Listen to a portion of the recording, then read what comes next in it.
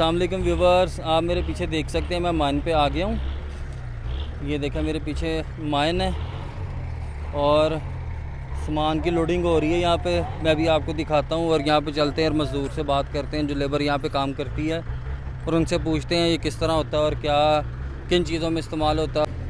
जी viewers, ये देखें आपने लोडिंग हुई है माल की ट्रक के अंदर।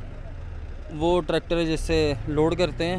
इस तरफ चलते हैं और इनसे बात करते हैं और मैं आपको बताता जाता हूँ रास्ते में।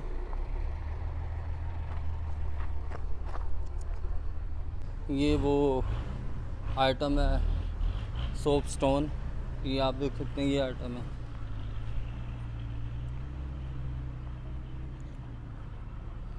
ये सोप स्टोन है।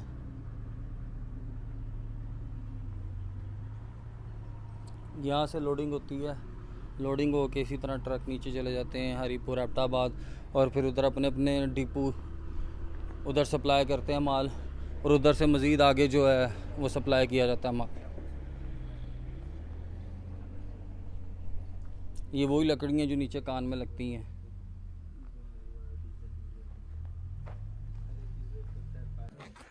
ये इनका सिटिंग एरिया, ये ऑपरेटर साहब यहाँ पे बैठते हैं। ये आपको मैं विज़िट करवा देता हूँ। ये काम जारी है, अभी तैयार नहीं है। ये अभी तैयार होगा, अभी इसको बना रहे हैं।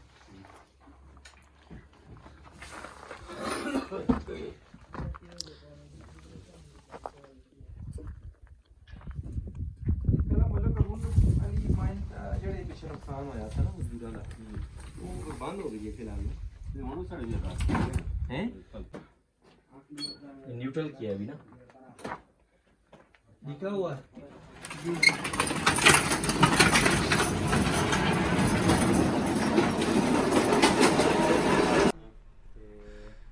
ये जी mine number 6 frontier mining crop,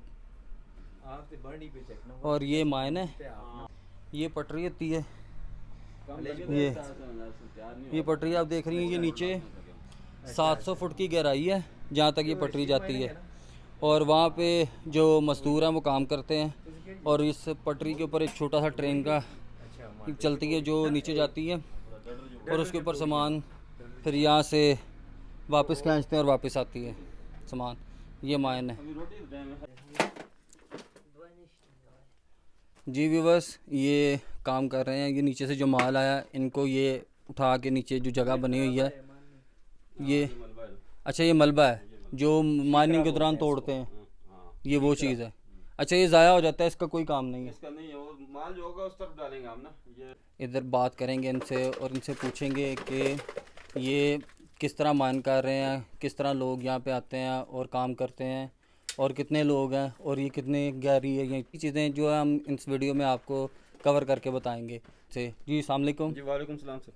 sir कैसे हैं, ठीक हैं आप? जी ठीक है जी। सर अपना नाम बताइएगा। मोहम्मद नज़ीर नाम है जी मेरा। आपका नाम मोहम्मद नज़ीर है? जी, जी। अच्छा मोहम्मद नज़ीर भाई, आप कितनी टाइम से इस माइन पे जो काम कर रहे हैं? ये 1996 से तकरीबन जी। 99। और ये जो माइन है ये कितने अरसे से यहाँ पे? ये तकरीबन इसके 8 से 9 साल हो गए। 8 से 9 साल यहाँ पे हो गया।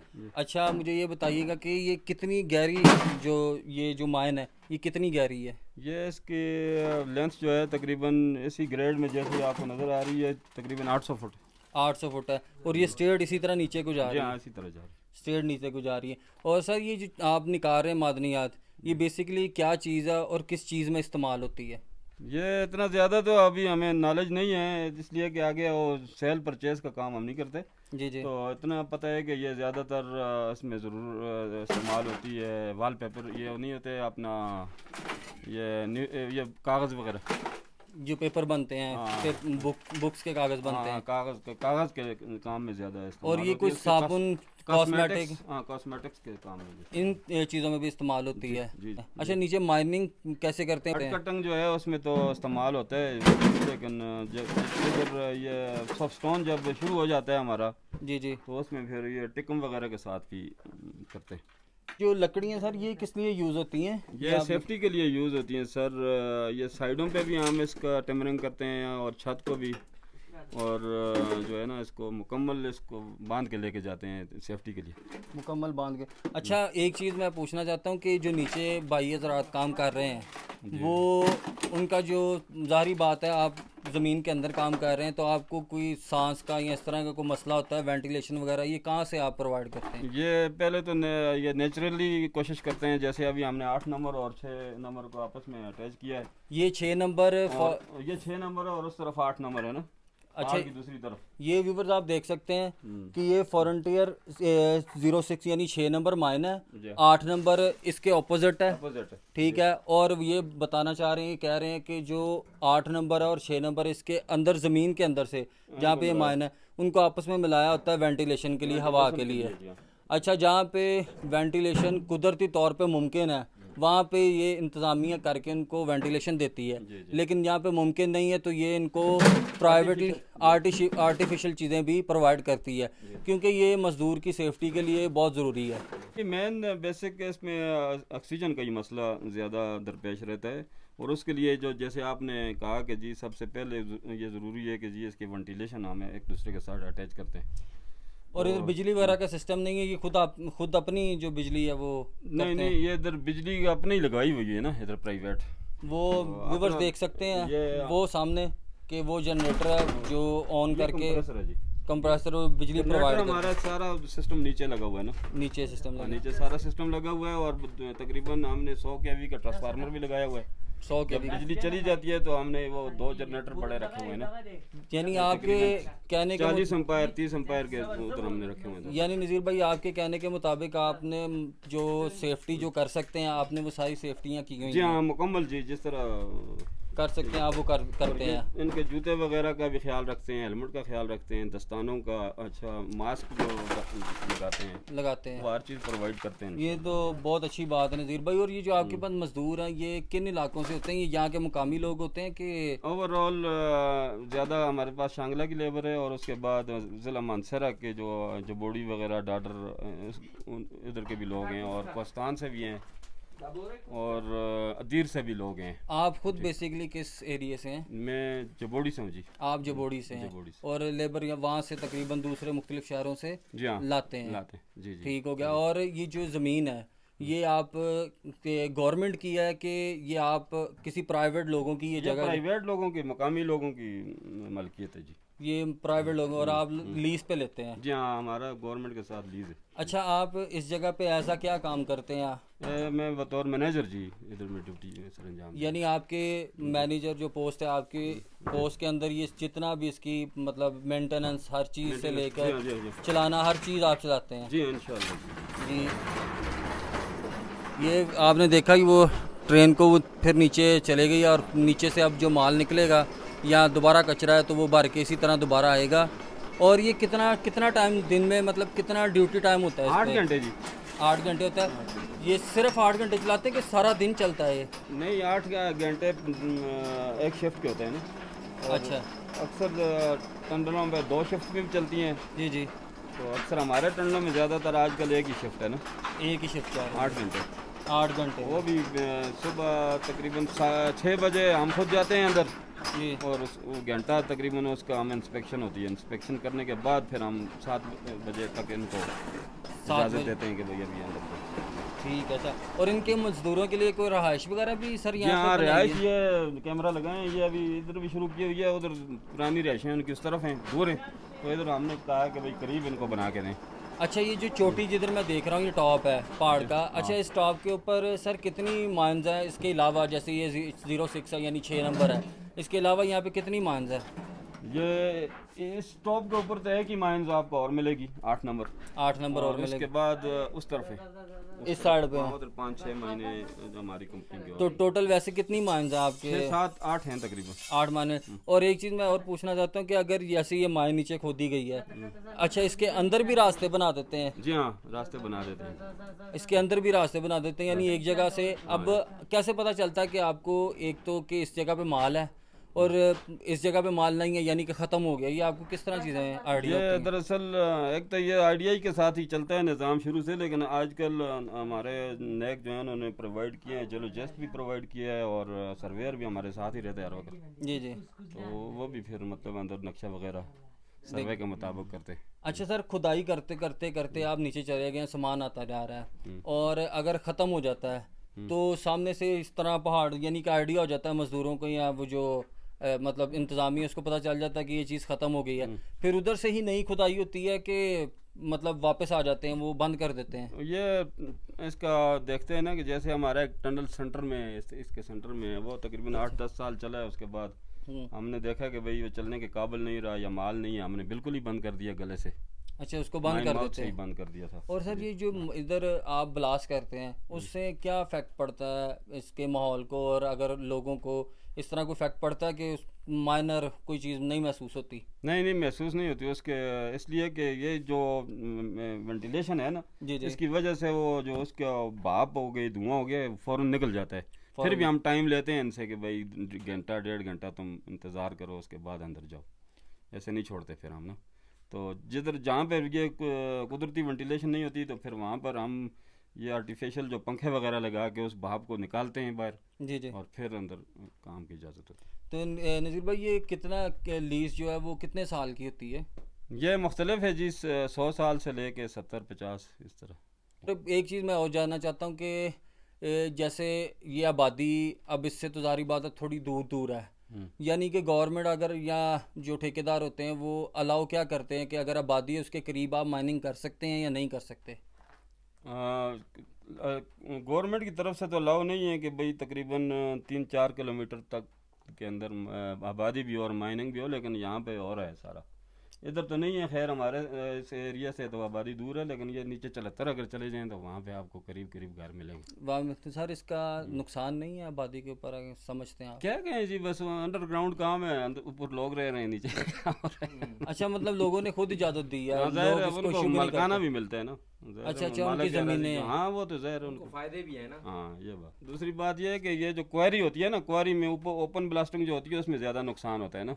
अच्छा, तो ये जैसे 200-300 फुट अंदर अंडरग्राउंड चले जाएं तो उसके धमाके की बाहर किसी को वो नहीं होती। अच्छा, जितना आप अंदर जाते हाँ, जाएंगे हाँ, उतना मुश्किल नहीं है। हाँ, वो फिर बाहर के लोगों को इतना महसूस नहीं होता ना। ये अब इशारा है। ये आप देख रहे हैं व्यूअर्स, ये इस तरह इशारा आता है जब ट्रेन के ऊपर जो इनकी कोई चीज़ भर दी जाती है तो वो फिर नीचे से जनरेटर खींच चला के, जिस तरह जनरेटर चल गया तो वो नीचे से सामान ऊपर खींचते हैं।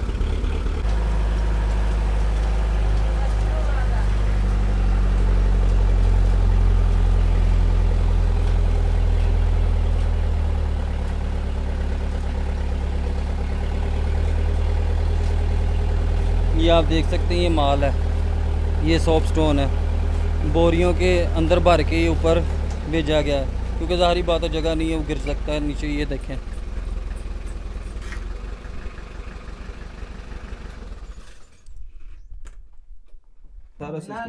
बस ये पटरी देख सकते हैं, ये जैसे जैसे मजदूर नीचे करते जाते हैं, ड्रिल करी जाते हैं, तो वो ज़ाहिर बात है आगे पटरी चाहिए होती है नीचे जाने के लिए, तो ये पटरी ये खुद तैयार करते हैं यहाँ पे और फिर इसको उसके आगे लगा के बिछा देते हैं, और यहाँ पे भी अगर कोई ख़राब हो जाती है तो इसको भी सेट कर देते हैं। ठीक है, और ये हम सर कितनी बुलंदी पे खड़े हैं इस टाइम? 5000 के करीब है, तकरीबन 5000 के करीब ये बुलंदी है। ये वो पटरी है व्यूवर्स, और ये इसकी मैं बात कर रहा था। ये आप देख सकते हैं, इस तरह माल जो है वो नीचे से आता है, और ये बेसिकली माल ही है, इसको क्रश करके उधर डाल दिया जाएगा, फिर यहाँ पर फिर ट्रक आएंगे और वो ट्रक के थ्रू इनको जो है वो नीचे मैदानी इलाकों में या नीचे जो इनके डिपो होते हैं उधर तक पहुँचाया जाएगा, और फिर यहाँ से मेन मार्केट या ये मुल्क से बाहर भी भेजा जाता है।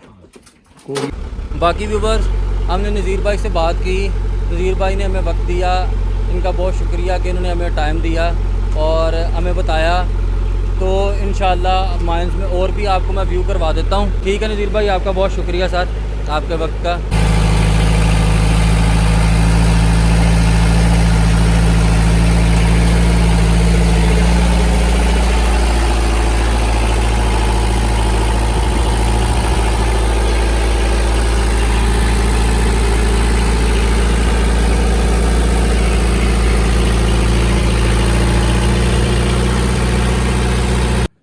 तो फैसल साहब ये इसका मतलब क्या है, ये जो सामने लिखा हुआ है? ये जो पटरी के ऊपर रेड़ा सा जो बना हुआ है इसको हालेज बोलते हैं, ठीक है। ये जो रेड़ा इसको हालेज बोलते हैं जी। और ये टोयोटा IS है फ्लाइंग कोच, ये उसका इंजन लगा हुआ है, इंजन इधर फिट हुआ हुआ है जी, डीजल पे चलता है, लोहे का रस्सा है, ये इसको खींचता है नीचे से। अच्छा, ये लोहे का रस्सा है। इसको चलाने के लिए जो जाहिर है अब 800 फुट नीचे जो मजदूर काम कर रहे हैं जी, तो वो कोई ऐसा राब्ता तो इनसे है नहीं है, उन्होंने यहाँ बैल बांधी हुई है, वो सामने बैल है, ये बैल्स है, ये घंटियाँ हैं, ये सामने बैल है जी। जी। और ये लोहे की तार ये नीचे तक गई हुई है, एक साइड से वो खींचते हैं। तो ये ऑपरेटर के लिए यहाँ जो बैठ कर ये ऑपरेटर है, इसके लिए ये इंतहाई ज़रूरी है कि ये एक दफ़ा जब नीचे से घंटी खींचते हैं यानी घंटी बजती है तो उसका मतलब ये होता है कि हालिज को रोक दो। जब ये हालिज नीचे जाती है उनके पास करीब जब पहुंचती है तो वो एक खींच लेते हैं कि रोक दो। जब 2 घंटियां बजाते हैं 2 बार ये रस्सी को खींचते हैं तो इसका मतलब होता है ठेला और नीचे आने दो, यानी अपने पास जब थोड़ा सा दूर देखते हैं तो रोकने का के कर उसको 2 बार करते हैं तो ये यहाँ से ऑपरेटर जो है ना उसको थोड़ा सा नीचे जाने देता है। और 3 घंटियों का मतलब ये होता है कि ठेले पर माल लोड हो गया है और इसको ऊपर की तरफ खींच लें। जब यहाँ से ऑपरेटर उन घंटियों की तरफ देखता है, जब वो इशारा आता है 3 घंटियाँ जब बजती हैं तो ये यहाँ से इंजन स्टार्ट करके हालिज को खींचता है। जब 4 घंटियाँ वो मारते हैं तो 4 घंटियों का मतलब ये होता है कि ठेले पर लोग बैठे हैं उन्हें ऊपर की तरफ खींच लो। यानी कोई अगर ऊपर आना चाहता हो या आ रहा हो या शिफ्ट जब ख़त्म होती है, काम ख़त्म करते हैं तो वो 4 घंटियाँ जब बजती हैं तो वो ऊपर आ जाते हैं। इट मीन्स इसका मतलब ये होता है जब 4 बार घंटियाँ हुई हैं तो ये ऑपरेटर समझ जाता है कि अब बंदे बैठे हुए हैं साथ। ठीक है। अच्छा, उसके बाद ये प्रिकॉशन है कि जो लोग जब ठेले के ऊपर बैठते हैं, जाहिर सी बात है पहले तो माल इसके ऊपर लोड होता है, जो लोग जब बैठ के अंदर आते हैं या बाहर जाते हैं तो उनके लिए ये प्रिकॉशंस हैं कि वो अपने सर को नीचे रखें ताकि ये टनल के ऊपर किसी चीज़ से न टकराएं। हेलमेट को यकीन, और ये हेलमेट पहन कर आते जाते हैं। और यहाँ पे ये जो मैनेजर नज़ीर साहब हैं इन्होंने बड़ा एक मैनेजिंग कर रहे हैं फ्रंटियर माइनिंग कंपनी को, तो इंतहाई जो है ना ये हमने देखा है कि ये मतलब कि सेफ्टी को उन्होंने यकीनी बनाया हुआ है। ये तकरीबन हर टनल के ऊपर ही मेरे ख्याल से ये लगा होगा, प्रिकॉशंस लाजमी होंगे। हाँ जी, बस ये टनल डिफरेंट है, कुछ हालेज वाली हैं और कुछ वैसे रेडियो वाली हैं जो सीधी हैं ऐसे उन पर जो है ना मजदूर रेडियो से डायरेक्ट बाहर लाते हैं माल। ठीक है। अब चूंकि ये डेप्थ है तो डेप्थ से तो वो इंसानों के बस की बात नहीं है, तो वो ये मशीन के जरिए हालेज के जरिए ऊपर खींचते हैं। ये इस तरह बोरियों में जो माल आ रहा है वो इस तरह नीचे फेंक देते हैं, यहाँ पे इकट्ठा कर लेते हैं, यहाँ से फिर ट्रक आते हैं और फिर वो लेके नीचे चले जाते हैं। ये वैसे वो कर रहे हैं जी। व्यूअर्स, ये हम जो थे पहले इसके अपोजिट माइन में थे 6 नंबर में, अब यहाँ पे हम 8 नंबर पे हैं, लेकिन यहाँ पे हम अंदर नहीं जाएंगे क्योंकि वैसे ही अंदर जाने का तो फ़ायदा नहीं है। तो ये मैं दिखा देता हूँ आपको कि यहाँ पे 3 जगह पे जो है वो माइंस सुरंगें बनाई गई हैं। एक ये सामने नज़र आ रही है आपको, ये ट्रक भी है और यहाँ से माल लेके जाएंगे, और एक ये इस जगह पे है, एक सामने ये वाली जी। व्यूअर्स, ये देख सकते हैं, ये जिस तरह ये माल आ गया, ये उतार रहे हैं माल, उधर से खोल के वो नीचे दूसरी साइड पे गिराएंगे। ये भी नीचे ढलान के अंदर है।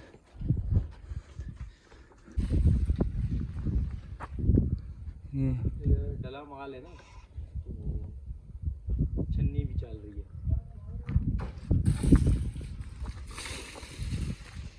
वो चूरा माल था, ये डली माल है और ये अच्छा माल है। अच्छा व्यूअर, मैं आपको बता देता हूँ कि वो जो माल था ना वो पाउडर था, चूरा माल कर रहा था। यहाँ पे आपको मैं दिखा देता हूँ कि ये जिस तरह पत्थर नहीं होता, ये उस शेप का माल निकल रहा है और इसको इस तरह यहाँ पे चूरा किया जाता है। ये 1 नंबर माल है। जो वो नीचे था वो चूरा था, वो मतलब इससे लो क्वालिटी माल था, ये 1 नंबर माल होता है। ये आप खूबसूरती देख सकते हैं इसकी, ये देखो, ये इस तरह जैसे साबुन होता है, ये खुर जाता है। जब ये ताज़ा निकालते हैं तो ये गीला होता है, तो ये हाथ में इस तरह लगता है जैसे मक्खन है। ये देखें,